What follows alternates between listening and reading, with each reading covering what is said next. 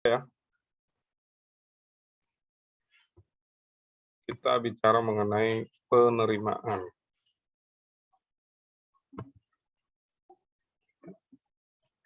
Sudah jelas? Nah, untuk dasar hukum semua sama ya. Cuman teman-teman saya minta untuk kemudian teman-teman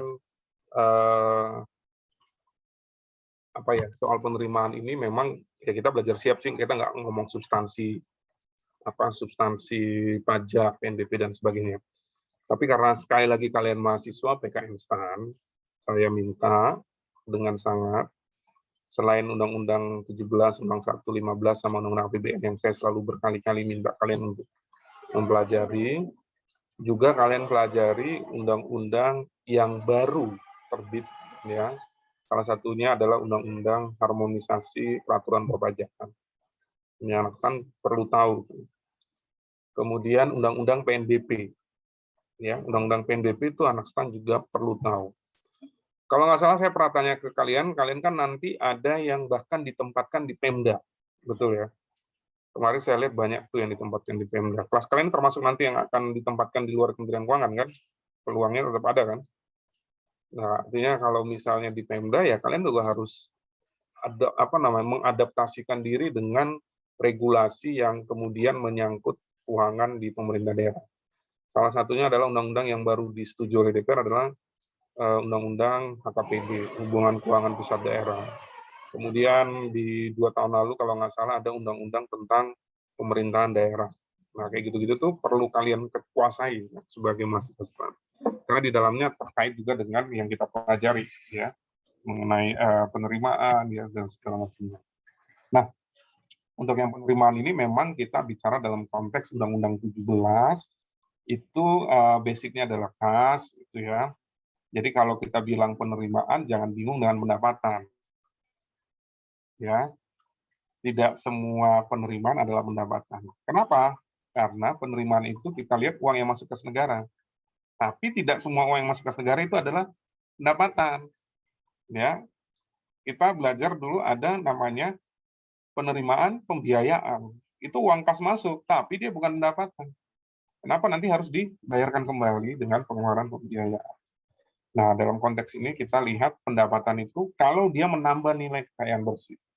Kalau penerimaan pembiayaan, misalnya kita jual surat berharga negara, uangnya masuk ke kas negara. Tapi dia nggak menambah kekayaan bersih. Kenapa? Karena di sisi yang sama kita mengakui sebagai penambah utang. Ya. Nah, kemudian selalu saya sampaikan, walaupun teman-teman nanti tidak semua bekerja di Kementerian Keuangan, teman-teman harus paham bahwa ada pembagian kekuasaan atas pengelolaan keuangan negara maupun keuangan daerah. Ya, presiden tidak mungkin mengerjakan semuanya, dia pasti mendelegasikan secara konstitusional melalui undang-undang. Nah, presiden kepala pemerintahan itu punya kekuasaan atas pengelolaan fiskal, tapi kemudian dikuasakan kepada Menteri Keuangan, ya, sebagai pengelola fiskal. Nah, sebagai pengelola fiskal, Menteri Keuangan punya kewenangan untuk melakukan pemungutan pendapatan yang ditetapkan dengan undang-undang.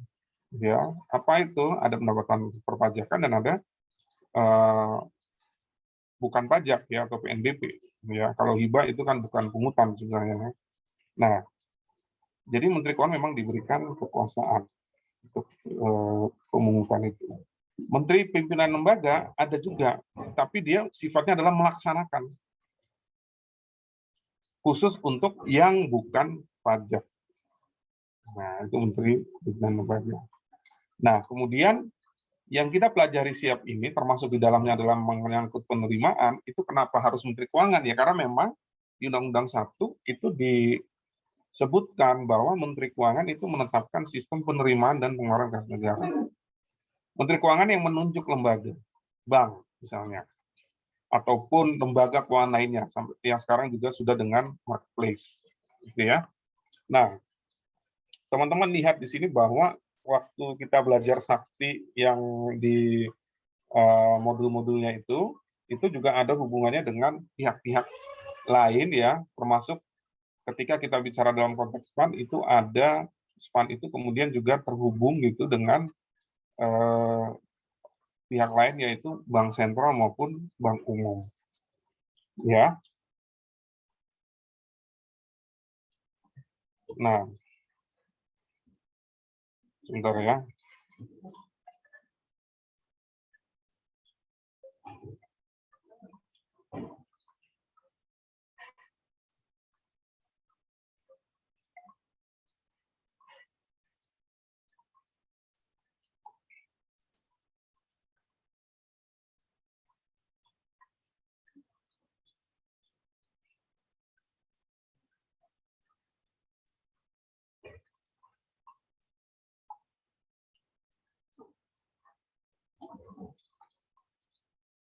Sebentar ya. Ini ada saya di WA sama ini staf khusus Menku.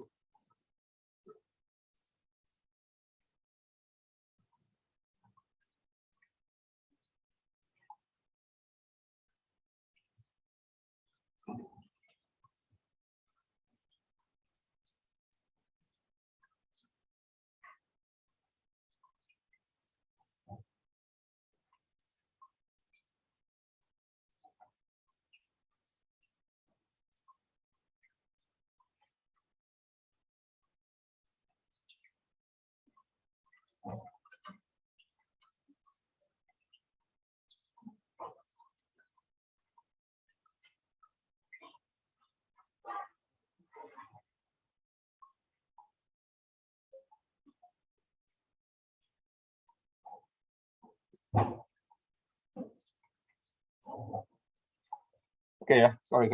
Ini susahnya dosen praktis itu gitu ya, harus saya akui. Kadang-kadang nggak, kalau yang WA-nya udah eselon 2 atau bahkan eselon 1, saya kan nggak bisa menunda jawabnya. Nah, kita balik ke sini. Jadi memang ada pihak-pihak yang terlibat di dalam penerimaan, ya. Dan itu memang ditetapkan dalam undang-undang, ya. Nah, ada satu prinsip yang perlu teman-teman pahami, bahwa penerimaan termasuk di dalamnya pendapatan itu harus disetorkan ke kas negara. Kalau daerah berarti ke kas daerah. Ya, kecuali satuan kerja berbentuk pola pengelolaan keuangan badan layanan umum. Itu memang dia diperbolehkan secara undang-undang. Begitu. Ya. Jadi kalau kalian nanti di daerah ataupun di kementerian terus kalian memegang pendapatan gitu ya, PNBP gitu ya, sesegera mungkin untuk disetor ke kas negara. Nggak boleh dipegang lama-lama gitu. Kecuali satuan kerja BLU. Nah, itu disetorkan ke kas BLU. Ya. Jadi kalau kalian nanti bekerja, ini satu pakem yang harus dipahami. Kalau kalian jadi pimpinan, maka kalian juga ada satu pakem bahwa kalau kita diberikan kewenangan untuk memungut pendapatan negara, baik penerimaan kepajakan maupun penerimaan negara bukan pajak, maka kita wajib mengoptimalkan ya penerimaan tadi sesuai dengan ketentuan peraturan perundangan tentunya. Ya, ini beberapa yang kemudian kalian sebagai pengantar siap ini, teman-teman harus betul-betul memahami ya makna dan nilai utama di dalamnya terkait dengan penerimaan ini atau pendapatan, sehingga nanti dimanapun kalian berada itu nggak goyang gitu ya. Ya. Nah, sekarang kita masuk ke manajemen pendapatan. Nah, manajemen pendapatan ini kemudian di dalam pengelolaan perbendaharaan secara modern itu sudah kita lakukan dan didukung dengan sebuah sistem. Ya, siap ini adalah mendukung untuk manajemen pendapatan yang profesional. Ya, untuk manajemen pendapatan yang profesional. Bukan lagi manajemen pendapatan ala warung gitu ya. Nggak boleh gitu. Nah, yang tadi saya sampaikan ada pajak, PNBP, ada hibah. Nah, kita lihat di sini lingkupnya tentu melibatkan bank sentral.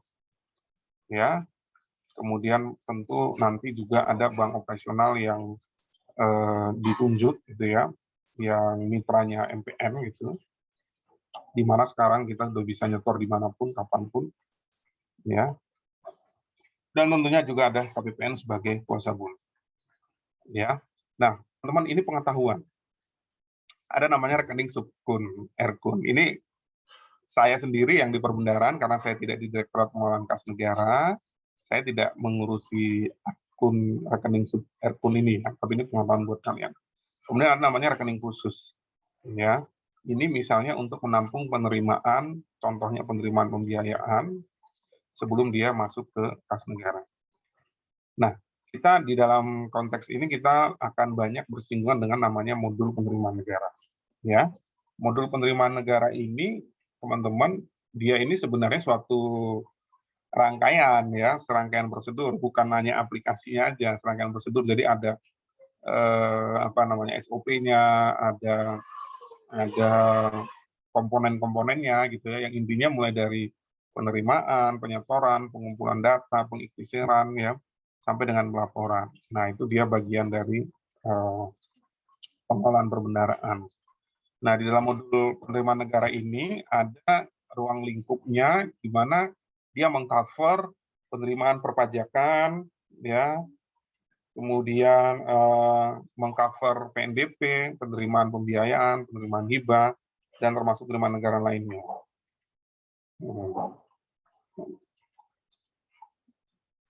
Jadi kita harus memahami MPN ini, dia mengcover semua yang transaksi penerimaan yang ada di pemerintah pusat.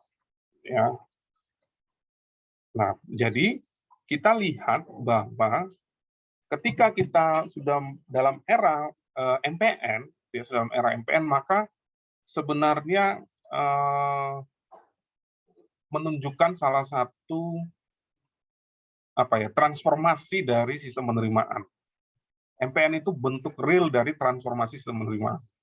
Kalau dulu mungkin kalau kamu tanya Bapak Ibu atau nanya Eyang gitu ya, yang dulu terkait ini, orang tuh datang setor tuh bawa uang tunai gitu ya, datang setor tuh bawa uang tunai.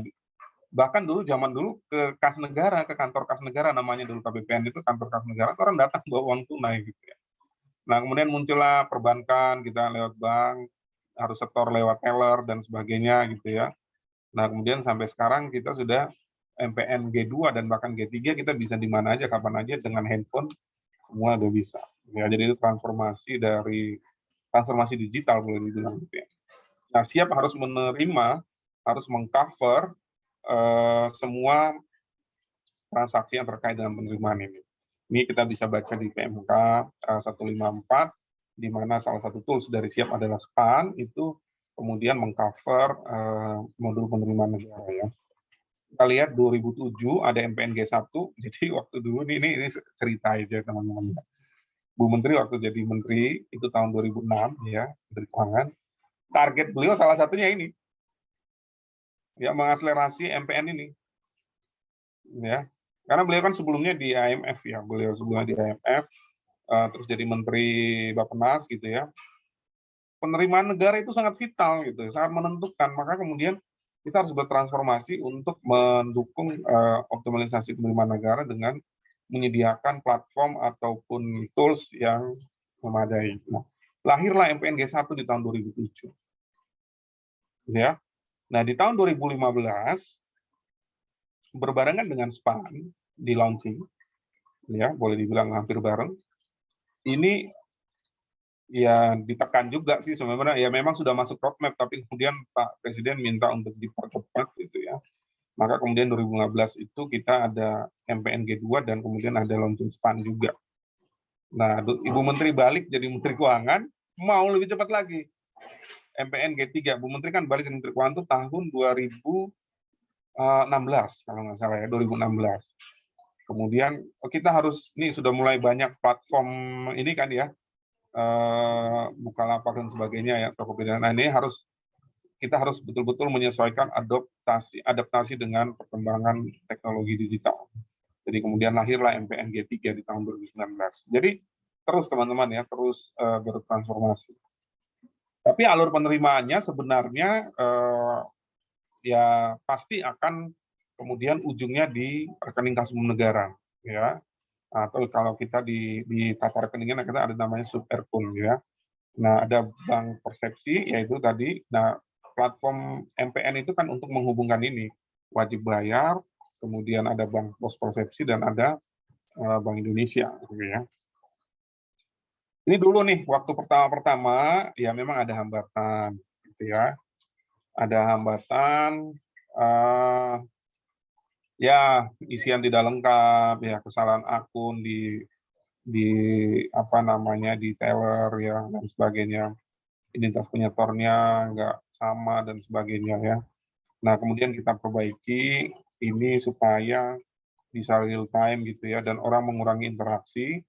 Itu mau nggak mau kita masuk ke era di mana orang tuh nggak harus datang ke bank gitu ya, harus digital, orang bisa di mana aja. Fleksibilitas istilah yang apa namanya yang dibutuhkan ya. Jadi teman-teman, bahwa sebenarnya tools yang kita kembangkan ini memang memudahkan gitu ya, memang memudahkan. Tapi sekali lagi ini bagian dari kemudahan, tetapi bukan berarti kemudian pengelola penerimaan misalnya ya teman-teman di Ditjen Pajak dan sebagainya itu tidak bekerja keras ya, tapi dengan tools ini lebih mudah dipantau, lebih memudahkan WP dan sebagainya. Tapi pembinaan WP dan segala macam tetap di Ditjen Pajak ya. Nah ini ada di dalam MPN itu ada istilahnya biller, teman-teman ya. Biller itu artinya yang membuat bill-nya itu, tagihannya itu, nah itu oleh kita sendiri gitu ya. Untuk yang di pajak itu ada biller DJP, kemudian ada yang bea cukai, kemudian untuk yang PNBP itu biller DJA, kemudian ada di DJPB itu untuk melakukan monitoringnya, ya. Nah, jadi kita mentransformasi dari awalnya bank teller gitu ya, kemudian kita lebih ke electronic banking, gitu ya. Dan kemudian di generasi 3 ini tidak cuma electronic banking, tapi sudah melalui platform selain bank gitu ya. Nah ini konfigurasi MPN G2-nya, ini sistem billing-nya, kita lihat bahwa ada kode ya, kode tertentu identifikasi dari dikeluarkan secara otomatis dari sistem billing ini ya, untuk melihat bahwa suatu transaksi setoran itu unik, nggak mungkin double ya, transaksi setoran itu unik. Nah kemudian kodenya itu dihasilkan di generate by system. Nah ini juga memudahkan kita ketika dilakukan audit trail. Penerimaan ini yaitu kode billingnya amanah, gitu ya. Itu semua sudah disediakan by system. Sorry, kok gini. Nah jadi kita perkuat di sistem settlement-nya, yang kemudian endingnya adalah NTPN, ya NTPN. Nomor transaksi penerimaan negaranya itu adalah kode nomornya itu unik, ya. Jadi kode unik ini kemudian juga sekaligus sebagai notifikasi bahwa yang WP ataupun yang wajib setor itu menyetorkan itu sudah masuk ke kas negara, teman-teman. Ya.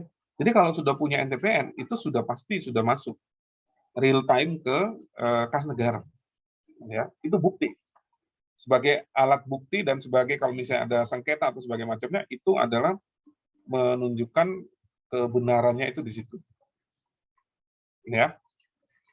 Nah, kemudian kita ada sistem switching ya, ini untuk interface ke settlement dan juga dari bank persepsi itu supaya dia terkonek ya, linknya itu terkonek. Nah ini juga di dalam MPN G2 ini ada namanya sistem collecting agent, gitu ya, sistem collecting agent. Ini sebenarnya adalah bank ya, sebenarnya adalah bank ataupun pos persepsi. Kalau di MPN G3 termasuk dengan termasuk dengan yang di marketplace ya. Ini proses bisnisnya gambarannya seperti ini teman-teman. Ini pengetahuan buat teman-teman semua ya. Walaupun mungkin nanti kalau yang tidak bekerja di Kemenkyu sekali lagi mungkin tidak akan ngalamin ini, tapi kalian posisinya bisa jadi sebagai wajib bayar atau wajib setor. Prinsipnya adalah ketika kita bilang biller itu sesuai dengan jenis penerimanya dia akan memfasilitasi credit billingnya itu, ya. Sehingga nanti masuk ke MPN itu sudah teridentifikasi mana yang pajak, mana yang PNBP, gitu ya. Mana pajak yang dari pajak perdagangan internasional yang bea cukai. Ya. Nah, kemudian nanti ketika dia sudah masuk ya di dalam sistem perbankan itu. Kemudian misalnya gini, ketika teman-teman sudah trade billing gitu ya, masuk ke sistem banknya, itu kemudian misalnya kalau kalian bikin paspor gitu ya, kode billingnya itu dikasih, kemudian kamu bisa bayar lewat ATM atau lewat e-banking, itu kemudian nanti dia akan generate NTPN. Berarti uangnya sudah masuk ke bank pos persepsi dan kemudian secara automatically ada pelimpahan ke Bank Indonesia. Nah, nanti SPAN-nya juga mencatat, oh sudah ada penerimaan ini, demikian juga dengan Bank Indonesia. Nah, nanti kemudian bisa dilakukan rekon kas. Nah, kemudian kita masuk ke penyempurnaan dari MPNG 2. Ya, nanti kita masuk ke MPNG 3, ini adalah dalam rangka dia bisa lebih cepat, kapasitas transaksi lebih banyak dalam per menitnya, kemudian juga bisa memfasilitasi perkembangan transformasi teknologi digital yang seperti sekarang, termasuk juga dengan kalau misalnya bagaimana kalau misalnya rekeningnya tuh rekening dalam falas dan sebagainya. Ya. Oke, jadi seperti itu teman-teman ya. Nah, kelebihannya adalah untuk baik si yang kita yang melayani maupun yang dilayani, misalnya wajib pajak, wajib setor gitu ya, dia bisa fleksibel dimanapun, kapanpun ya. Kemudian kerahasiaan datanya juga lebih terjamin. Kemudian tidaklah dari sisi kita ya sebagai pemungutnya, sebagai treasurer gitu ya, itu bisa memanfaatkan berbagai macam channel pembayaran, tidak lagi banyak melakukan handling terutama secara manual dan sebagainya ya. Kemudian dari sisi kuasa bun pusat dia bisa terpusat gitu ya. Kemudian untuk DJP DJA-nya gitu ya, itu juga meminimalisasi kesalahan input. Kemudian penyediaan datanya terkait dengan penerimaan juga lebih real time ya. Jadi memang billing system ini jelas sangat mempermudah gitu ya, dan memberikan akses buat wajib bayar atau wajib setor BNPB untuk bisa monitor apakah NTPN-nya udah keluar atau belum dan sebagainya. Nah, ini yang dibilang tadi kode billing tadi teman-teman, ini ada 15 digit. Kode billingnya ada 15 digit, dia di-create. Nah, setiap angkanya itu sudah mencerminkan masing-masing. Misalnya ada apa NPWP-nya dan sebagainya, gitu ya. Ini sudah formatnya di-create by system. Oke, nah ini yang MPNG 2, ini alurnya seperti ini. Ini bukti penerimaan negara ya, BPN-nya setelah NTPN, kalian terbit itu, ini NTPN-nya nih. Kelihatan nggak? Ini NTPN-nya nih. Ya, NTPN-nya kelihatan nih. Nah, ini buktinya, jadi kalau sudah pegang ini berarti dia sudah masuk. Ya, pos negara. Oke, kita masuk penatausahaan rekening. Kalau penatausahaan rekening pada MPNG 2, itu dia prinsipnya cuma satu ya, satu buah rekening untuk masing-masing jenis mata uang. Ya, kemudian dia berada di salah satu bank di kantor pusatnya ataupun cabang yang ditunjuk. Ya, kemudian langsung otomatis dikreditkan ke rekening KPPN khusus penerimaan pada masing-masing bank persepsi, dan kemudian pelimpahannya itu sesuai ketentuan kan setiap hari dilimpahkan gitu ya. Tinggal kita tentukan batas waktu cut off-nya aja. Kemudian payment channel-nya misalnya kalau kantor cabang bank ataupun pos itu dia bisa mengakses sistem settlement untuk semuanya. Oke. Kemudian ya itu ya bisa ATM, e-banking dan sebagainya, otomatis dicetak BPN-nya, kemudian zona waktu nih, memang ada zona waktu, kita kan Indonesia Timur, Indonesia Barat, Indonesia Tengah gitu ya, jadi disesuaikan waktu masing-masing di time zone-nya. Kemudian ini RTGS, ini dari Bank Indonesia ya, gitu teman-teman saja. Ini ada beberapa format kode bank ya untuk penerimaan file. Ini untuk laporan harian sebenarnya ya, yang kemudian masuk ke portal rekonsiliasinya KPPN khusus penerimaan ya. Ini ada apanya. Nah, untuk proses rekonsiliasinya gitu ya, ada rekonsiliasi data transaksi, ada rekonsiliasi kas. Transaksi kas ini berarti di Bank Indonesia dengan yang ada di kita, gitu ya. Nah, jadi ada data yang sudah reconciled, ya, kemudian ada yang reconciled dalam proses, ya. Nah, ini jadi dia memberikan kepastian bahwa semua itu sudah reconcile gitu ya. Ini prosesnya ya, by sistemnya seperti ini. Jadi dia main kode aja ya, NDPM-nya dan uangnya. Tapi kemudian tetap kita perlu bikin summary-nya. Ya, summary-nya itu untuk meresum gitu ya, summary dari masing-masing biller gitu ya. Jadi ketika misalnya terjadi ada koreksi pun dia koreksi di di span-nya itu hanya untuk NDPM summary-nya. Oke, interface ke span-nya. Nah, kemudian teman-teman di sini juga ada yang teman-teman harus ketahui bahwa kita tuh udah canggih. Teman-teman udah pernah dengar OmSpan? Pernah dengar OmSpan? Ada yang udah pernah dengar? Mau lihat ya bagaimana kalau misalnya nih Menteri Keuangan ditanya ya, Bu, penerimaan kita udah berapa Bu hari ini? Kira-kira Bu Menteri Keuangan bisa jawab nggak? Bisa teman-teman ya, real time bisa jawab.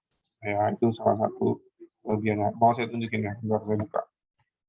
Saya punya akun OmSpan, karena saya kan kasih LRA ya.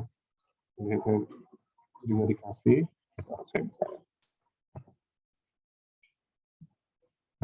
Biar teman-teman lihat ya, bahwa negara kita itu canggih, ya. Bendara umum negara kita itu cukup canggih. Ya. Ya.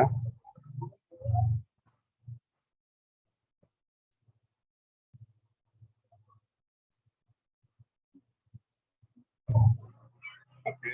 Sudah terlihat? Terlihat? Sudah, Pak. Sudah, Pak. Nah, mau lihat berapa pendapatan kita? Ini ada di dashboard-nya. Nih, 1.750 triliun. Udah melebihi nih, tapi ini belum reconcile semua ya, kan dia reconcile after harian. Nah, ya. Seperti itu. Ini dashboard fiskal kita. Saya bisa lihat. Ya, itu kenapa? Karena kita bisa ada sistem penerimaan dan segala macamnya, itu sebenarnya kita munculin di dashboard. Jadi ditanya misalnya Menteri Keuangan berapa sih belanjanya? Oh sekarang udah 2.380 triliun, pendapatannya sekian. Pembiayaannya berapa? Surplus defisitnya berapa? Ya, bisa lihat di handphone. Bu Menteri juga bisa lihat di handphone. Ya, jadi udah ya canggih lah negara kita ya. Nah, tapi kalau ditanya daerah belum tentu. Daerah belum punya. Ditanya Menteri Dalam Negeri berapa realisasi penerimaan seluruh Pemda, nggak bisa jawab Menteri Dalam Negeri. Karena sistemnya terpisah-pisah, masing-masing Pemda bikin sendiri-sendiri. Ya, kalau untuk BUN bisa. Kalau kamu nanya Bupati, Pak, berapa udah realisasi PAD daerah kita? Nggak bisa jawab. Mungkin ada beberapa daerah bisa jawab, tapi ya itu harus terintegrasi semuanya, teman-teman ya. Harus terintegrasi semua sistem subsistemnya itu terintegrasi. Oke, kita lanjut. Tadi sampai, oke.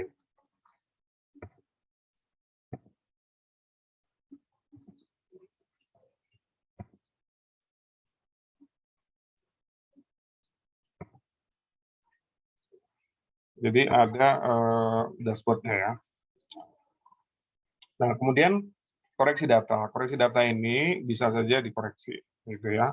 Kalau dikoreksi, maka misalnya KPPN yang bersangkutan di wilayah kerjanya. Kalau misalnya ada permohonan perbaikan transaksi penerimaan negara, ya itu bisa aja.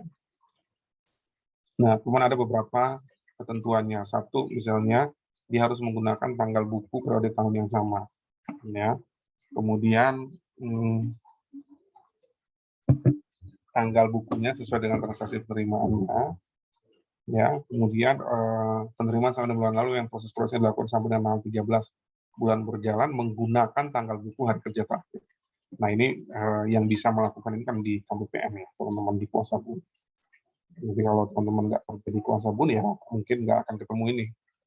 Ini batas-batas ilustrasinya ya, koreksi penerimaannya kalau memang dari KL-nya atau dari ini ada buktinya yang harus dikoreksi. Nah, ini prosesnya seperti ini. Oke. Sampai sini ada pertanyaan?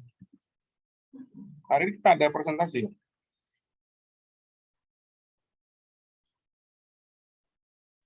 Ada, Pak. Ada kan? Oke, ada pertanyaan? Nggak ada? Ya, nggak ada, kita lanjut ya, teman-teman. Nah, kita juga perlu memberikan keyakinan pada stakeholder bahwa sistem MPN dapat diandalkan untuk pengelolaan bank negara. Stakeholder itu siapa? Ya wajib setornya, ya auditor, ya perbankan, bank sentral, internal di Kementerian Keuangan juga, ya. Itu semua adalah stakeholder. Stakeholder itu baik internal maupun eksternal. Kita harus yakin bahwa dia bisa diandalkan, ya. Nah, maka kemudian di MPN ini kita juga selalu maintenance. Kemudian kalau ada yang perlu kita update juga kita update, ya, sehingga dia bisa selalu diandalkan. Teman-teman bisa lihat di sini bahwa transaksi MPN, ya, itu 95 nih juta loh, 95 juta transaksi yang diproses di MPN di tahun 2018. 2019 agak turun 78 juta, ya, transaksi MPN. Jadi cukup membutuhkan resource ya untuk seperti gaya server dan sebagainya, itu juga kita lakukan update ya. Nah, sekarang berarti kecenderungannya adalah update selain untuk menjaga kinerjanya juga untuk meningkatkan kinerja dalam artian bagaimana dia dapat memproses transaksi itu berapa transaksi. Gitu ya. Nah, untuk MPN G3 ini kita sudah sudah antisipasinya, kita bisa bikin 1000 transaksi per detik, teman-teman. Jadi kalau misalnya ada 1000 WP misalnya atau ada 1000 wajib setor nih ya, melakukan create billing di waktu yang sama dalam 1 menit itu bisa, nggak perlu nunggu. Ngerti nggak maksudnya? Jadi misalnya se-Indonesia ini dalam 1 detik gitu ya, ada yang memproses transaksi di MPN, nggak ada masalah sistemnya. Seperti itu. Ya. Nah, ini memang perlu dukungan hardware ya, termasuk server, kemudian jaringan dan sebagainya. Jadi kalau teman-teman kita ke Pusintek itu ya, Pusintek Kemenkyu, kamu tebak deh jaringan internetnya berapa? Berapa Mbps? Ada yang bisa tebak? Kira-kira berapa Mbps? Ada yang bisa tebak? Hampir 900 Mbps. Jadi gede banget. Kalau langgananmu di rumah cuma 25 ya, atau mungkin 75 ada. Nah, kalau di Pusintek Kemenkyu itu bisa hampir 1000. Ya, hampir 1 giga per second-nya. Ya, karena untuk membackup ini. Ya. Nah, channel pembayaran untuk e-commerce ya, fintech, gitu ya, Tokopedia, Vinet, Bukalapak ini juga sudah masuk di dalam MPN. Nah, kalau kita sebut MPN G3. Nah, ini gambarannya seperti ini. Jadi teman-teman lihat di sini ya, ada Tokopedia, Bukalapak, IP, semua Finbox semua ada di sini nih. Ini adalah yang kita bilang persepsi lainnya. Kalau dulu kan cuma ada bank sama, sekarang ada persepsi lainnya. Bisa pakai Tokopedia, Bukalapak. Dia bisa meng-create billing payment di situ. Ya, kemudian payment. Nah, jadi di biller itu notifikasinya masuk, payment-nya masuk. Nah, ada portal SSO ini untuk alur billingnya. Nah, jadi kanal bayarnya yang bank, pos, sama sama marketplace kayak Tokopedia, Bukalapak dan sebagainya ini sudah terkoneksi di MPN gitu. Nah, jadi kita juga punya namanya bisa juga membuat virtual account. Oke, jadi 2019 ini sudah jalan gitu ya. Jadi MPN G3 sudah kita jalankan. Jadi harapannya adalah untuk ya jelas penambahan agen penerimaan gitu. Jadi semakin mudah orang setor itu harapannya makin besar yang disetor gitu. Jadi orang jangan sampai menunda penyetoran perpajakan ataupun PNBP gara-gara saya susah nyetor. Kita berikan kemudahan. Akses layanannya 24 jam ya tentunya. Cashless, apalagi sekarang pandemi, cashless. Gitu ya. Jadi non tunai. Kemudian tarif imbalan jasa juga lebih murah kalau lewat marketplace dan sebagainya. Jadi kalau bank dia memang lebih mahal. Oke, nah ini apa namanya untuk lembaga persepsi lainnya tadi, yaitu dia sampai dengan pukul 15 gitu ya, itu dilaporkan di hari yang sama, begitu lewat dari 15 dilaporkan di hari berikutnya. Gitu ya, ini sama sesuai dengan sistem RTGS di Bank Sentral yang dibatasi jam 3 sore. Gitu ya. Nah, nanti dilimpahkan di hari yang sama, tapi kalau di atas jam 3 masuknya nanti dilimpahkannya besok. Kita punya 82 bank persepsi dan punya 3 lembaga persepsi lainnya yang tadi Tokopedia, Bukalapak, ya, sama tadi ada satu fintech itu, ya. Jadi bisa multibank ya, bisa virtual account, bisa direct debit, credit card, uang elektronik dan sebagainya bisa semua. Nah, kemudian teman-teman mungkin boleh lihat juga PMK 154 gitu ya, KPPN, Kuasa Benang Negara itu juga menyelenggarakan penerimaan untuk yang berasal dari potongan SPM. Pengesahan pendapatan maupun rekening retur ya. Retur itu kalau uangnya udah ada SP2D-nya tapi misalnya rekeningnya salah gitu ya. Ini tapi harusnya dengan sakti ini tidak terjadi lagi ya rekening retur ini karena kan dia sudah diverifikasi otomatis kan kalian belajar kemarinnya di modul komitmen maupun modul pembayaran itu kan ada data supplier, di dalam data supplier itu kan termasuk nomor rekening dan sebagainya. Harusnya udah nggak boleh salah lagi. Ya. Ada pertanyaan sampai sini? Ada? Nggak ada? Ya, ada yang sudah nonton Startup, Drakor. Nah, jadi orang-orang pintar kayak yang ada di film Startup itu Kemenkyu punya, ya, yang mengembangkan MPN segala macam ini orang-orang pintar, orang-orang extraordinary itu ya, yang kalau orang katanya ada kan gitu ya cerita, nih orang kok kerjanya dalam rumah terus nggak kemana-mana tapi kok duitnya banyak, apa dia pelihara babi ngepet? Bukan, itu lagi coding, gitu ya. Jadi jangan salah gitu ya, udah nggak berlaku lagi tuh bahwa orang yang punya duit itu adalah orang yang bekerja di luar rumah, udah nggak berlaku lagi, gitu ya. Nah, apalagi pandemi gini, program-program kita tuh bisa kerja di mana aja. Dan Kemenkyu sekarang sudah flexible working space ya, kita bisa kerja di mana aja.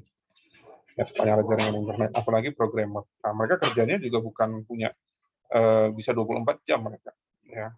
Jadi ini orang kok di dalam rumah terus, tapi kok mobilnya bagus, ya kan? Istrinya juga belanjanya nggak ada masalah, gitu. Kok suaminya kok di dalam rumah-rumah aja, itu jarang jarang keluar, gitu kan? Kayak nggak punya kerjaan tapi uangnya ada, gitu ya. Itu salah satunya yang bikin sistem coding dan segala macamnya ya. Oke. Jadi yang Pak Presiden bilang mungkin someday PNS itu akan banyak digantikan oleh robot sudah terjadi. Ya, sudah terjadi sebenarnya. Teman-teman dulu di Jen Perbendaharaan itu pegawainya 18.000. Sekarang pegawainya berapa? 7.200. Ya. Tapi pelayanannya yang dulu 3 hari sekarang 1 jam. SP2D itu diterbitkan maksimal 1 jam. Dulu 3 hari. Dulu pegawainya lebih banyak.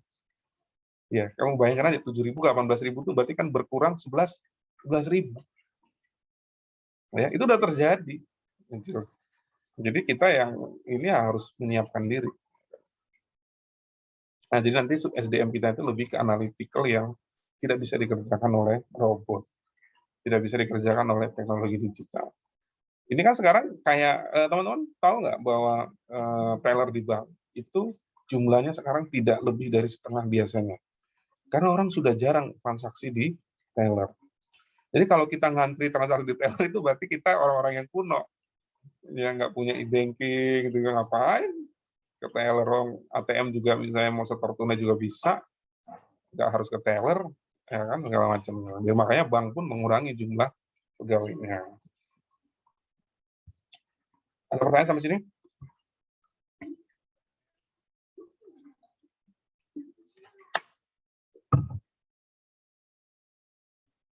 Nggak ada? Kita lanjutkan. Kalau tidak ada. Tadi sampai PNBP tadi.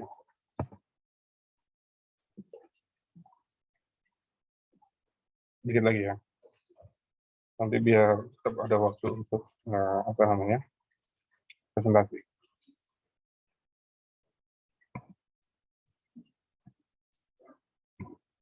Ini ya. PNBP.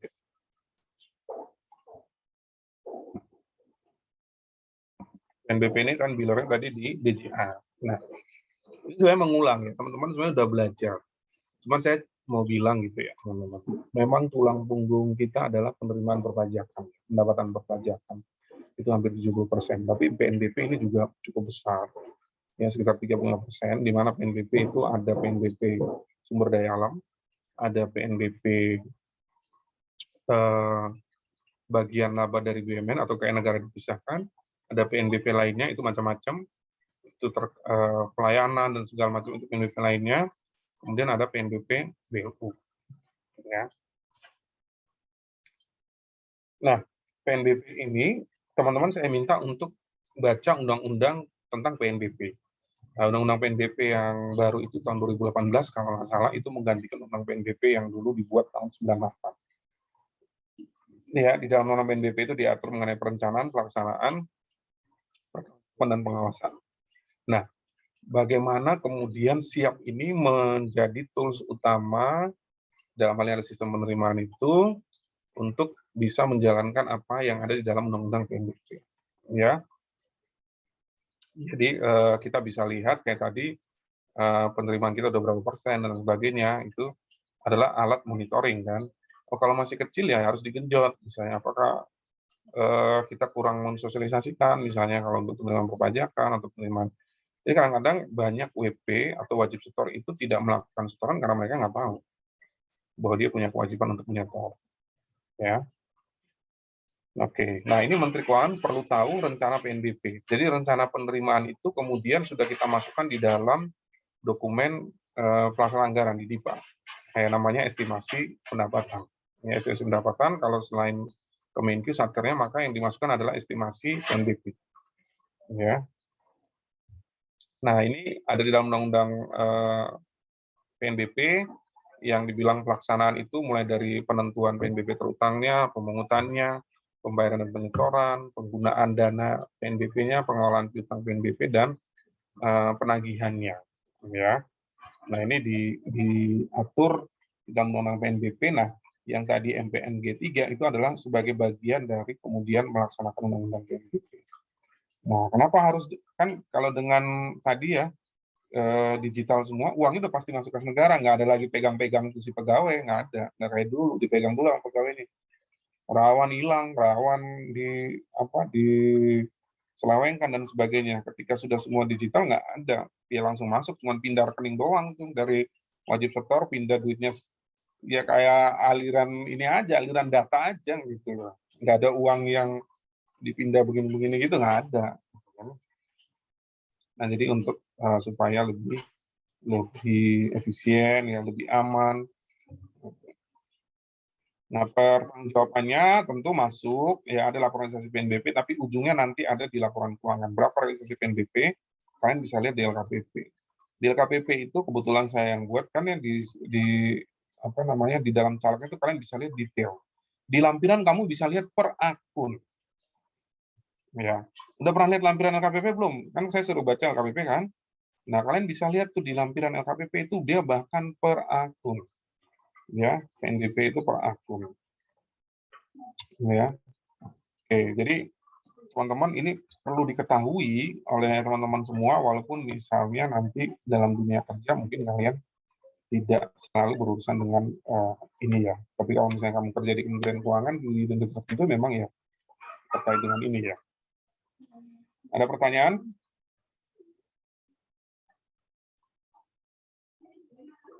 Kalau tidak ada, coba Masih siapa bertanya, yang Pak? lagi? Ya, silakan, Rufai. Tadi kan di modul penerimaan ini itu ada MPN G3 kan, Pak? Yang udah Ya. generasi 3 ya tadi, Pak. Ya. Perbedaannya sama MPN G2 tadi saya baca tuh ada one stop service itu apa ya maksudnya? Ya, one stop service itu artinya dalam satu, misalnya gini, kamu pakai marketplace, ya, pakai marketplace di Tokopedia. Ya sudah di situ aja, nggak perlu membuka yang lain lagi, ya hanya buka di situ aja, gitu ya. Itu salah satunya. Kemudian yang membedakan juga adalah kalau dulu hanya bank dan pos, sekarang ada persepsi lainnya, yang marketplace tadi, Tokopedia dan segala macamnya. Ya, nah itu nanti kita perbanyak. Kemudian yang tadi kita antisipasi. Sekarang yang tadi saya tunjukkan 1.000 transaksi per detik bisa dilakukan oleh MPN G3. Jadi kecepatan, kemudahan, sama tadi ya penambahan akses pembayaran melalui pelibatan marketplace. Itu yang G3. Gitu ya, supaya. Baik, Pak. Terima kasih, Pak. Ada lagi yang lain?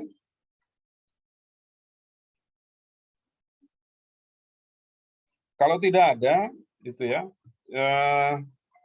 Coba siapa yang bisa buka LKPP? Nah, saya ini udah di-download belum? Jangan saya udah suruh baca, download aja belum? Jangan. Siapa yang pakai laptop nih? Coba Christina buka. Pakai laptop nggak? Bentar Pak, saya cari dulu. Udah di-download tapi kan? Ya, selain Christina, coba mungkin yang lain juga. Kayaknya sudah.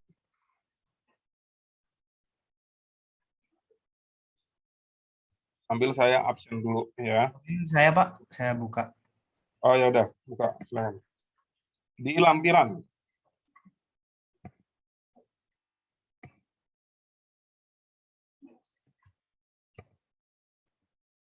Bisa kan share screen-nya? Sudah Pak, apa udah kelihatan? Kelihatan belum teman-teman? Bentar, saya masih absen. Udah, Mas Ajis. Sudah. Udah? Lihat di lampirannya. Kamu download lengkap nggak? Ini benar kan Pak ya? Ya.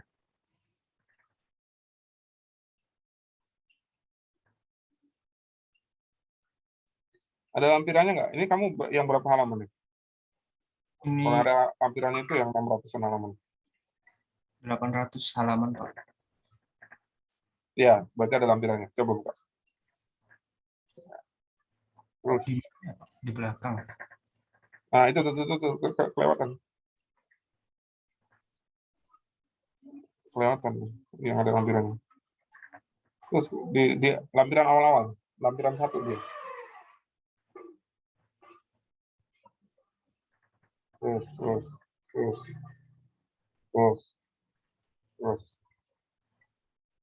Bukan. Lampiran 1 dia, ini lampiran 33.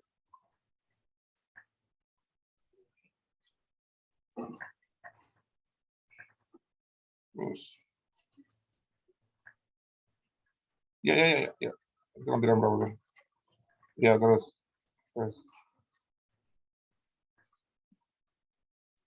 Ini yang TKDD yang saya pernah bilang ya. Kalian kalau mau lihat daerahmu dapat duit berapa, itu ada di sini. Nah, itu coba.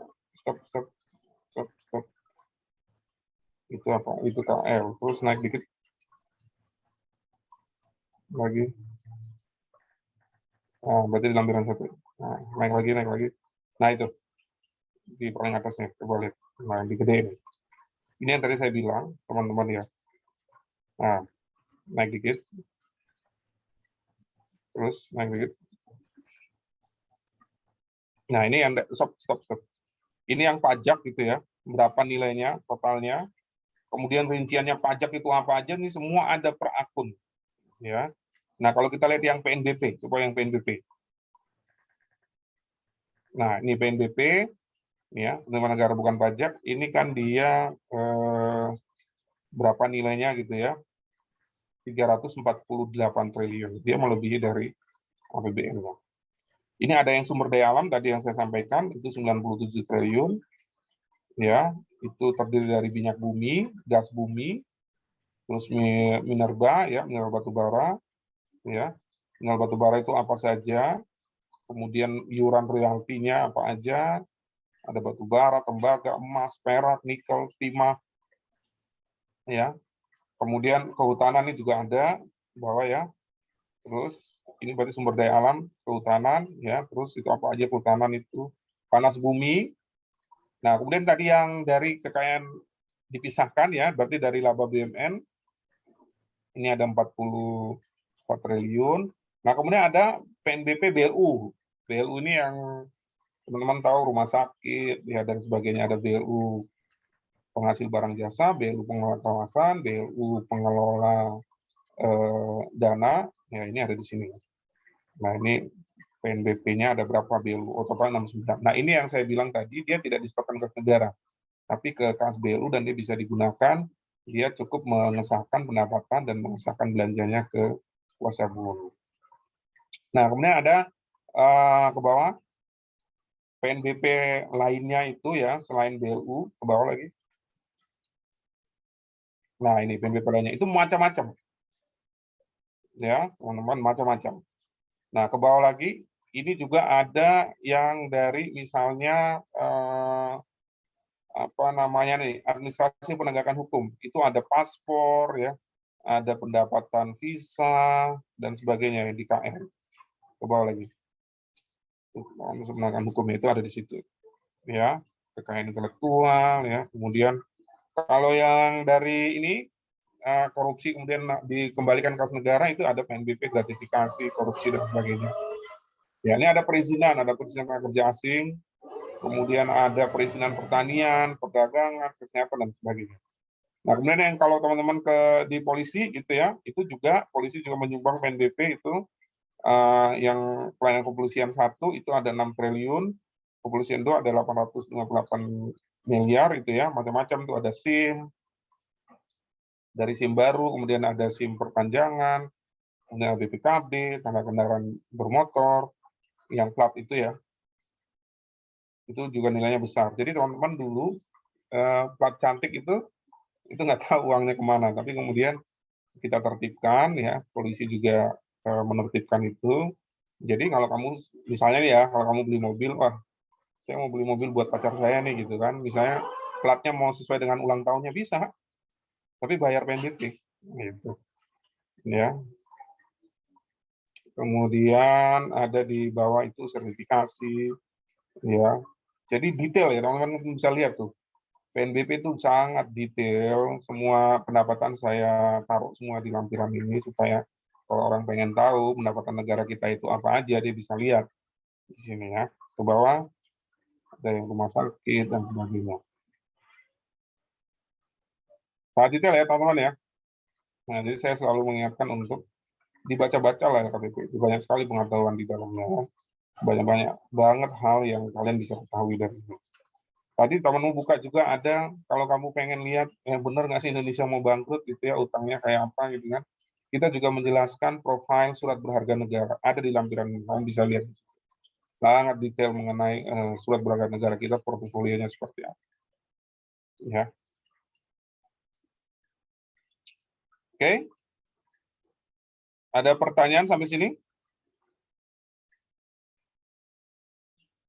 Itu jelas ya, itu detail banget ya, ada jasa transportasi komunikasi informatika ini kita cukup dapat gede itu di bawah, coba next turun ke bawah. Itu adalah yang dari informatika ya. Karena semakin banyak yang menggunakan, ya itu dia makin besar. Contohnya adalah yang dari operator telekomunikasi itu adalah spektrum frekuensi. Nah, itu paling gede tuh. Kita dapat 20 triliun. Ya. Itu spektrum. Jadi operator itu bayar ke kita ya sebagai PNBP. Itu paling gede, 20 triliun. Ya. Oke, ke bawah. Apalagi lihat di bawah banyak ya. Nah, banyak banget tuh. Ada jasa kelautan perikanan, ada pendapatan bunga. Nah, ini ada bunga yang didapat dari apa namanya treasury, itu juga ada ya. Jasa perbankan. Ke bawah terus. Nah, ini yang denda-denda nih. Denda-denda juga ada. Ya. Oke. Novel ya. Pendapatan. Oke, cukup. Ada pertanyaan?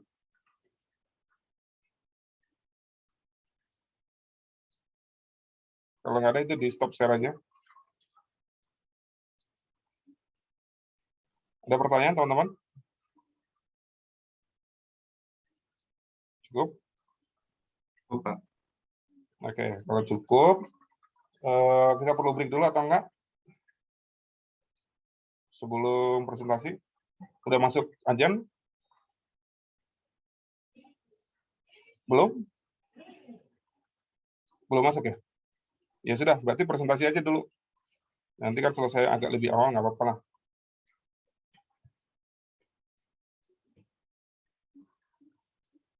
Siapa yang presentasi? Silakan. Tapi kasih 3 menit deh untuk ke toilet. Tadi saya lihat banyak izin ke toilet nih ya. 3 menit boleh ke toilet dulu. Sambil temanmu yang presentasi menyiapkan. Saya juga mau ke toilet dulu.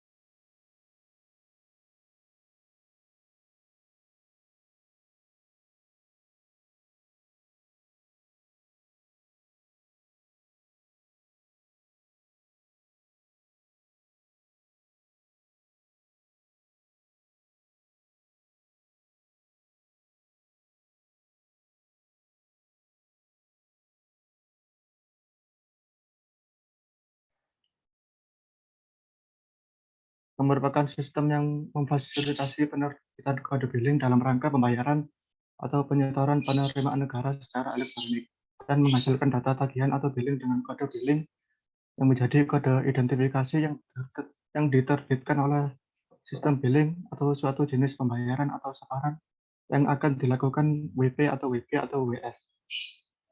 Kemudian sistem settlement and switching. Sistem settlement merupakan sistem penerimaan negara yang dikelola oleh DJPB yang memfasilitasi penyelesaian proses pembayaran dan pemberian TBS. Berdasarkan kode billing, sistem settlement memberikan konfirmasi atas permintaan pembayaran yang disampaikan oleh BP Persepsi. Setelah memberikan konfirmasi data pembayaran, sistem settlement menerbitkan NTBN. Selain ke sistem bank CA, NTBN juga dikirim ke sistem billing secara real time. Penyampaian NTBN dimaksud merupakan notifikasi atau diterimanya pembayaran di rekening kas negara. Lalu ada pun juga sistem switching yang memiliki fungsi menyiapkan interface ke arah sistem settlement dan dari arah BP Persepsi serta menyiapkan link yang terhubung ke BP Persepsi. Kemudian yang terakhir sistem collecting agent yang merupakan sistem pada BP Persepsi yang melayani pembayaran penerimaan negara.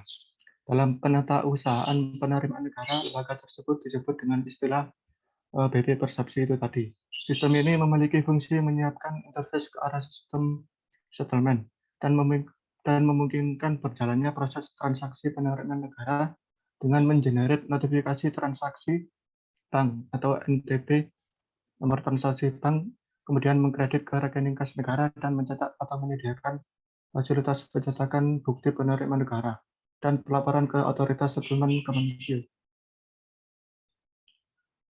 Kemudian slide selanjutnya akan dijelaskan oleh teman saya. Baik, terima kasih Noval. Selanjutnya saya akan melanjutkan presentasi ini. Yang selanjutnya adalah materi MPN G3.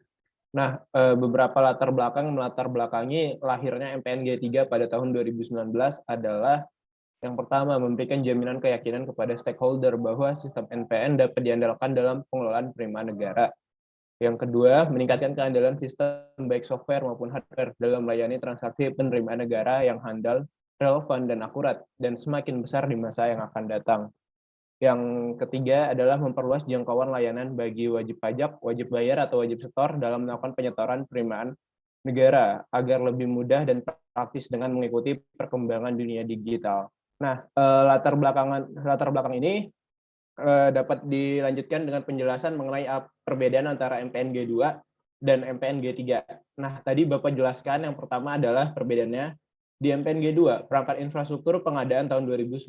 Di MPNG 3, pemutakhiran perangkat infrastruktur baru dengan peningkatan kapasitas server dan database. Yang kedua, MPNG 2, jumlah transaksi yaitu 60 transaction per second. Jadi lumayan kecil untuk tahun sekarang yang serba digital. Di MPNG 3, itu ditingkatkan lagi jumlah transaksi yang dapat dilayaninya menjadi 1000 transaction per second. Perbedaan ketiga, MPNG 2 membuat billing ke masing-masing interface biller, yaitu DJA untuk PNBP, DJP untuk pajak, DJBC untuk bea dan cukai. Di MPNG 3, itu dibuat portal penerimaan negara sebagai opsi bagi WP, WB atau WS untuk pembuatan billing dan pembayaran pajak PNBP dan bea cukai dalam satu website. Jadi di portal itu sudah mengakomodir semua kebutuhan dari wajib pajak, wajib bayar, atau wajib setor. Perbedaan yang keempat, MPNG 2, itu konfirmasi, koreksi, dan rekonsiliasi kas dilakukan di SPAN. Sedangkan di MPNG 3, konfirmasi, koreksi, dan rekonsiliasi kas dilakukan di MPN. MPNG 2, pembayaran melalui channel pembayaran perbankan dan pos. Di MPNG 3, itu ditambah lagi tuh ada lembaga persepsi lainnya, yaitu seperti yang biasa kita kenal, Tokopedia, Bukalapak, Vinet, yaitu jenis-jenis vintage lah. Nah, yang terakhir perbedaannya adalah messaging web service XML dan ISO 8583 pada MPNG 2. Di MPNG 3, messaging web service XML, JSON, dan ISO 8583. Selanjutnya, next. Nah, ini alur yang menjelaskan mengenai bagaimana MPNG 3 bekerja. Nah, pertama itu wajib pajak atau wajib bayar atau wajib setor. Itu pertama membuat billing. Bisa melalui portal SSO atau melalui biller. Nah, jadi yang di portal SSO itu wajib pajak atau wajib bayar atau wajib setor bisa langsung melakukan pembayaran. Sedangkan kalau langsung ke biller, nah itu pembayarannya bisa dilakukan ke collection agent. Jadi tadi saya sudah mencoba. Jadi di Tokopedia itu kalau ingin membayar, nah itu kita harus dapat kode billingnya dulu, baru kita masukkan ke Tokopedia dan langsung bisa melanjutkan proses pembayaran. Nah, jadi kalau misalnya melalui biller dan membayarnya melalui collection agent, nah itu pembayaran itu ntar langsung masuk ke MPNG 3. Sama juga seperti melalui portal SSO. Nah, nanti bank-bank yang bekerja sama dengan pemerintah itu juga melakukan konsolidasi dengan MPN. Nah, biller juga akan input data yaitu berupa billing dan notifikasi. Jadi semuanya terpusat di MPN.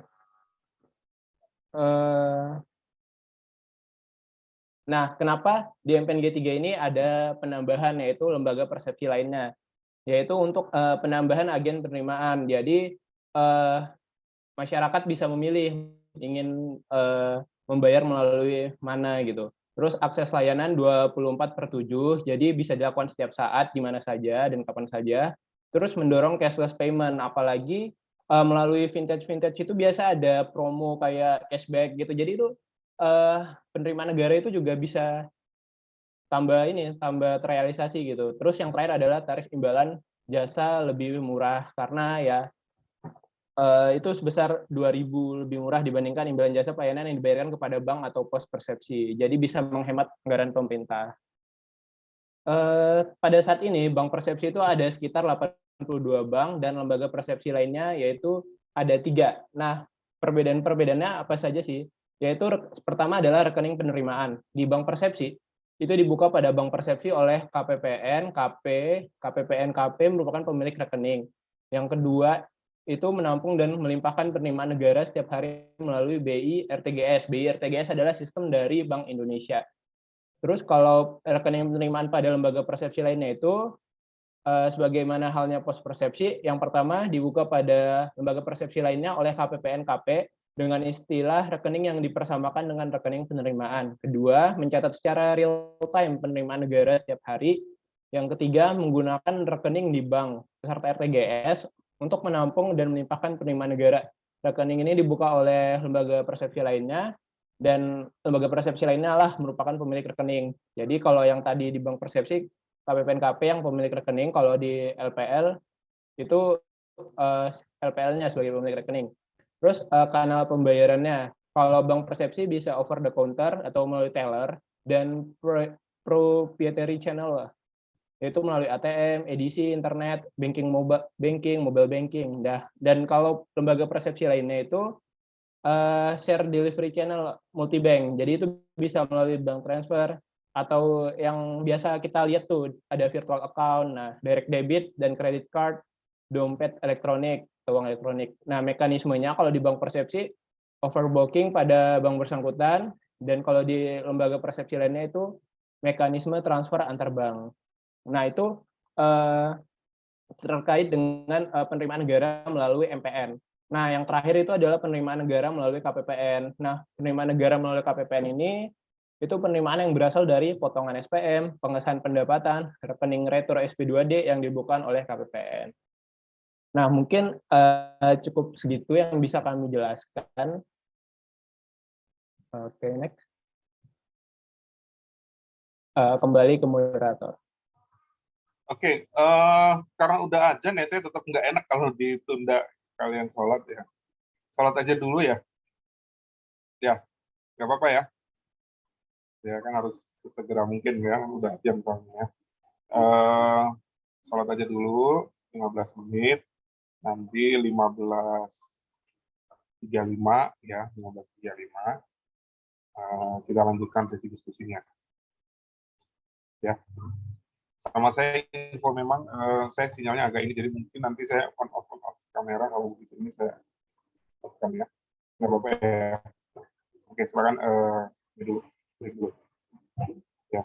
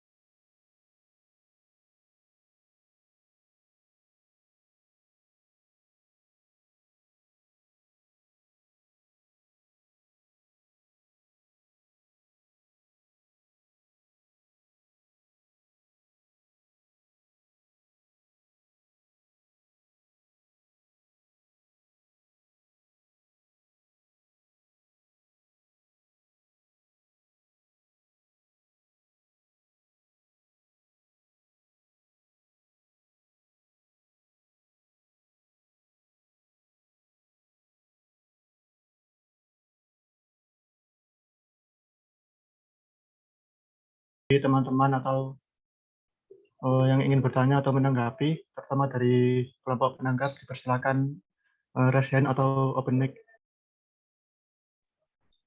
Izin untuk menanggapi teman-teman kelompok 6 terkait dengan pemaparan tadi. Penyajian PPT disajikan dengan cukup menarik dan runtut, dan terkait materi telah dibawakan sangat jelas dan mudah dimengerti. Untuk selanjutnya, kami dari kelompok 5 ada beberapa pertanyaan terkait pemaparan tadi. Antara lain, yang pertama, bagaimana solusi atau proses tindak lanjut jika ternyata dari hasil rekonsiliasi kas antara jumlah uang yang dilimpahkan ke sub RKUN penerimaan berbeda atau malah kurang dari kewajiban pelimpahan oleh bank atau pos persepsi. Demikian pertanyaan yang pertama. Pertanyaan selanjutnya akan disampaikan oleh teman saya. Izin bertanya untuk pertanyaan yang kedua, pada MPN G3 itu kan pastinya masih terdapat kendala. Apabila nanti akan diadakan generasi selanjutnya, penyempurnaan apa yang perlu dilakukan untuk mengurangi kendala pada MPN G3?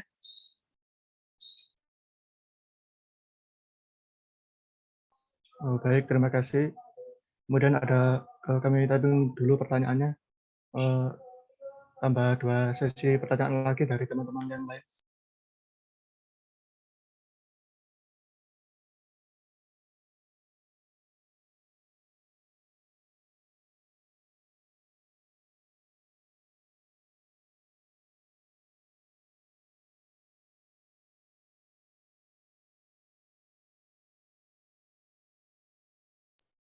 Baik, kalau belum ada, izin kami mendiskusikannya terlebih dahulu, kurang lebih sekitar 3 menit. Terima kasih.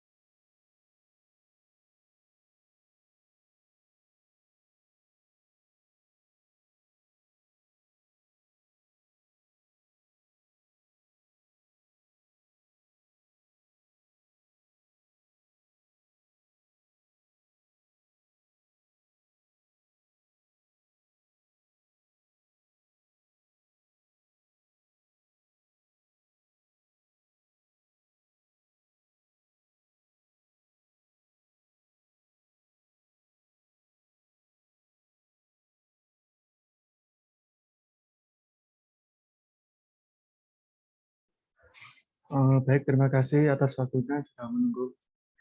Saya izin menjawab pertanyaan dari Mbak Lutika tadi ya, kalau tidak salah.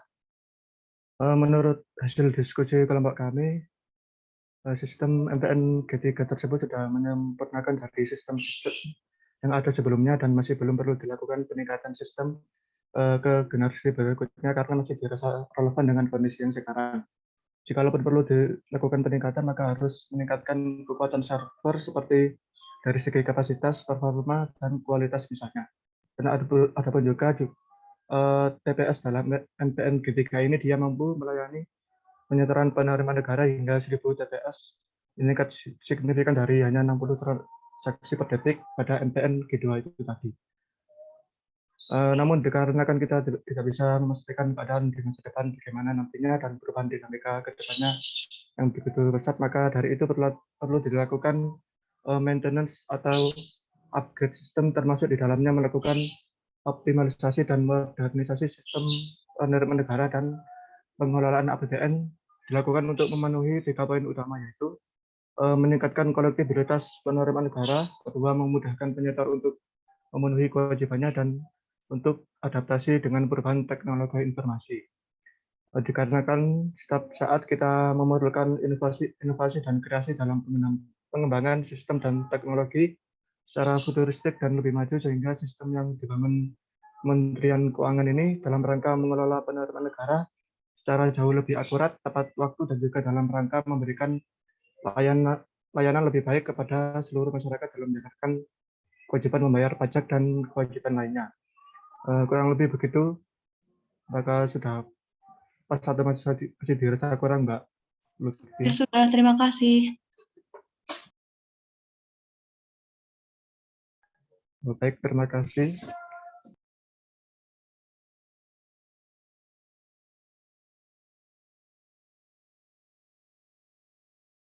Baik, selanjutnya saya akan mencoba menjawab pertanyaan dari Mas Noval. Jadi pertanyaannya tadi yaitu bagaimana solusi atau tindak lanjut jika ternyata dari hasil rekonsiliasi kas antara jumlah uang yang dilimpahkan ke sub Erkun penerimaan berbeda atau malah kurang dari kewajiban pelimpahan oleh bank atau pos persepsi. Nah, jadi sebelumnya saya akan menjelaskan terlebih dahulu. Jadi terdapat 2 jenis rekonsiliasi, yaitu rekonsiliasi data transaksi dan rekonsiliasi kas. Pertama itu ada di MPNG 2 dan di MPNG 3 hanya berupa perubahan format laporan rekening koran dan upgrade portal rekonsiliasi dari G2 menjadi G3. Nah, jadi berdasarkan jurnal yang saya baca, jadi rekonsiliasi transaksi melalui portal rekonsiliasi menghasilkan 4 jenis kriteria data, yaitu match, collection agent only, settlement only, dan fail match.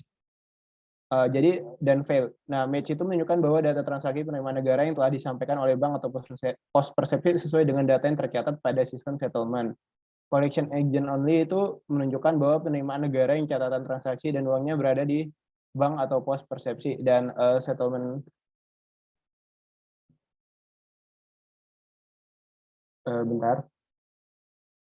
dan SA settlement only itu transaksi dan uangnya menunjukkan bahwa transaksi penerimaan negara yang tercatat pada sistem settlement namun tidak terdapat pada data penerimaan negara yang telah disampaikan oleh bank atau pos persepsi. Nah, jadi kalaupun yang tidak match-nya itu hanya keterangannya itu CA only, nah itu settlement memberikan NTPN terhadap data CA only. Nah, jadi itu karena yang ada itu datanya cuma ada di bank atau pos persepsi, sedangkan di settlement sistem settlement-nya nggak ada. Nah, baru yang kedua adalah settlement only. Nah, settlement only ini kenapa harus akan dilakukan investigasi? Kenapa? Karena pada settlement only ini tiba-tiba udah ada NTPN-nya, tetapi di bank atau pos persepsi tidak ada. Jadi itu ditindaklanjuti lagi. Kenapa hal ini bisa terjadi seperti itu? Apakah bisa menjawab? Sudah bisa, Mas. Terima kasih. Baik, terima kasih teman-teman. Apakah ada pertanyaan lagi dari kelompok lain? 2 slot lagi mungkin. Izin bertanya. Ya, silakan, Mbak.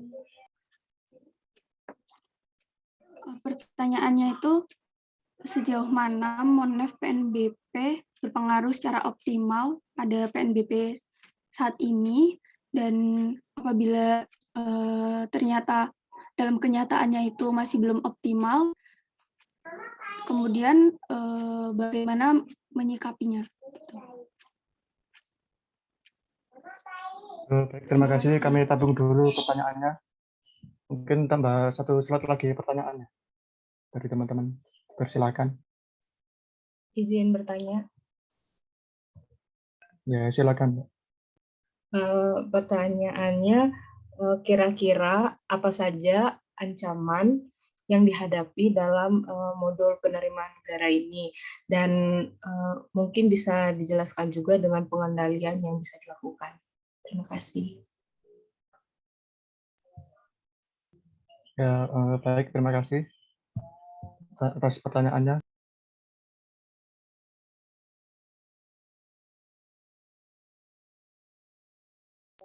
Izinkan beri kami waktu 3 menit kurang lebih untuk berdiskusikannya. Terima kasih.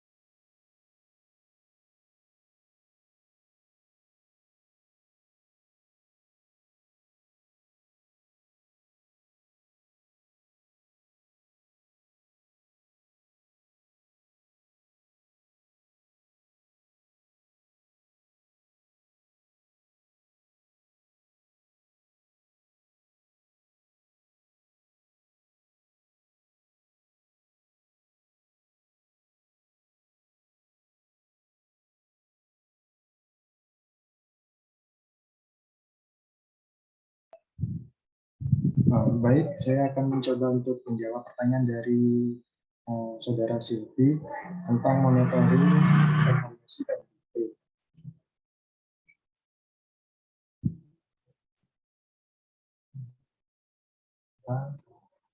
Jadi kebutuhan pengelolaan PNBP itu kan yang optimal saat ini mutlak dibutuhkan untuk membantu negara untuk membiayai seluruh kegiatan pendidikan yang nggak cukup didanai dengan penerimaan perpajakan dan juga dengan melihat sisi target APBN, PNBP memberikan kontribusi yang cukup besar terhadap sisi pendapatan negara.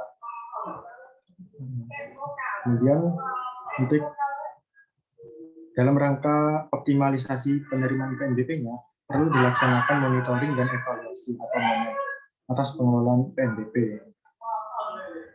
Laporan hasil pemeriksaan atas kepatuhan terhadap peraturan perundang-undangan yang dilakukan oleh BPK selalu menunjukkan permasalahan pengelolaan penerimaan negara bukan pajak. Temuan berulang itu didapat dalam pemeriksaan laporan keuangan pemerintah pusat atau LKPP dari tahun 2013, 2014, dan 2015.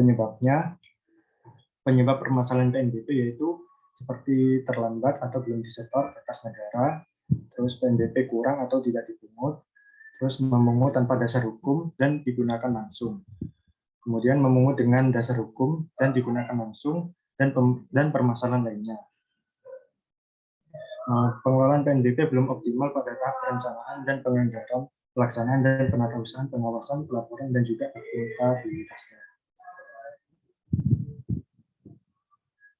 Seperti itu, apa ada yang kurang dipahami, Mbak Silvi? Sudah jelas, terima kasih Bobby. Ya.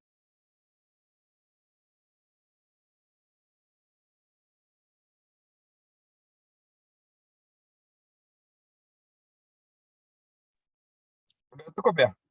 Udah terjawab? Waktunya udah mau habis.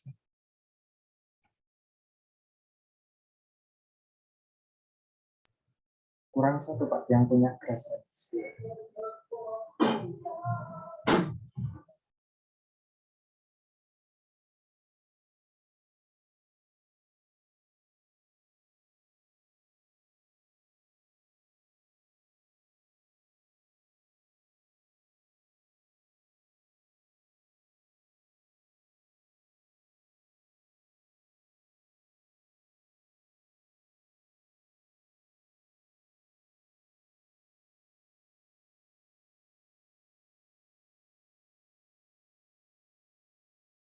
Ya, tadi yang terkait kelemahan pengendalian ya, kelemahan pengendalian ya.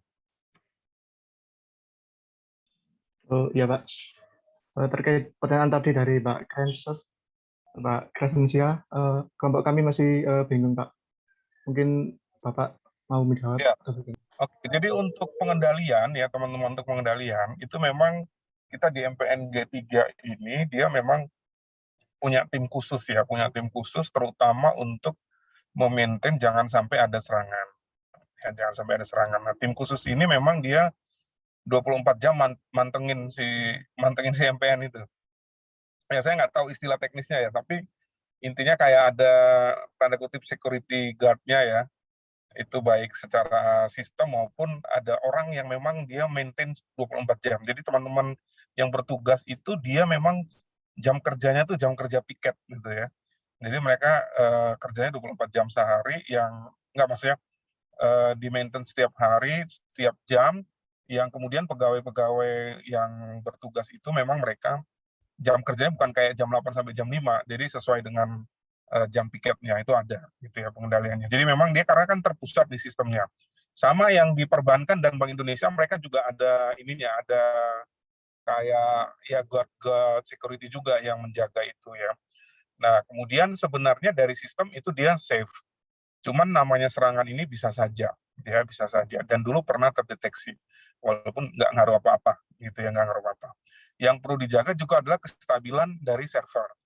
Makanya kemudian di Pusintek itu dia punya ruangan yang kalau kalian masuk bakalan kedinginan. Nah, itu salah satu katanya harus dijaga suhunya.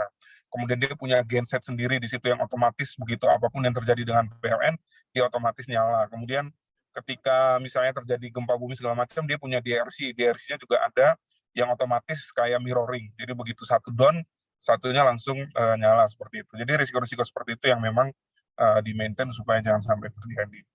Itu sih. Jawab ya. Baik, Pak, bisa dipahami. Terima kasih, Pak. Karena udah jam 4 juga, teman-teman ya. Jadi hari ini cukup sekian dulu. Kita ketemu lagi minggu depan. Nanti nilainya saya kirim agak sorean lagi ya. Nah, oke.